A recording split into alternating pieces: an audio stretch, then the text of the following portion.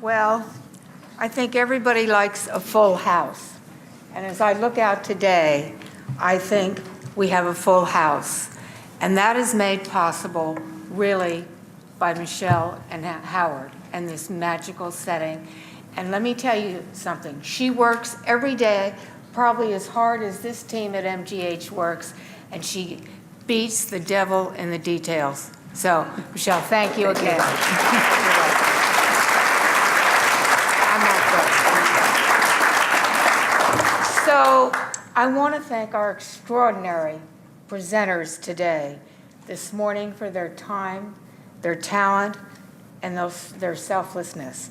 You know, they come here today giving up vital time with patients. So they really come as volunteers today, and we owe them a tremendous thanks. But it is driven, and we know that each one of them are driven by the passion to serve, and we're so grateful to each and every one of you. And once again, you have shown the extraordinary richness of the intellect, compassion, and the care that psychiatry at Mass General provides for the world. That's true. Jerry, you and your team have given us hope about research to improve the mental health and well-being of our communities and of our friends and of our loved ones and sometimes of our own.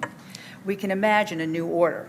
We can imagine a time when the stigma of mental illness diagnosis has disappeared, and when communication among family members about how the treatment is going to be the norm. Thanks to Lydia. Now, did any of you hear her last name? I don't know whether you did, but her last name, and I say it again, she's a dear, dear friend of Michelle's and mine. Her last name is Rosenbaum.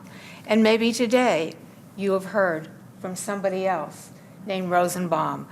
We have wonderful people in this room, but I have to submit, this woman, Lydia Rosenbaum, is not here, but she's the best person in this room today.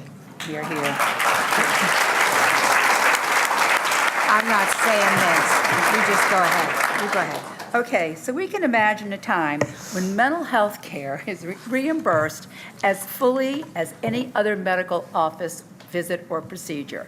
And we can imagine a time when the first antidepressant medication is the last one, and when rapid rebound from suffering is the norm, not the exception. And we can imagine a time when it's possible to predict who is at risk for taking their own lives and to getting them the help they need in time.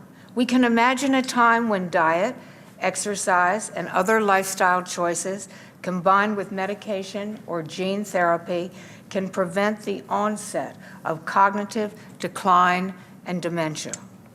And we can imagine a time when an individual's predisposition for violence can be identified and when aggressive measures can thwart that path. And we can imagine a time when there will be ample funding for all the studies in psychiatry and neuroscience that are needed. And we can imagine that after the seminar, 10 more people will join the MGH Leadership Council for Psychiatry.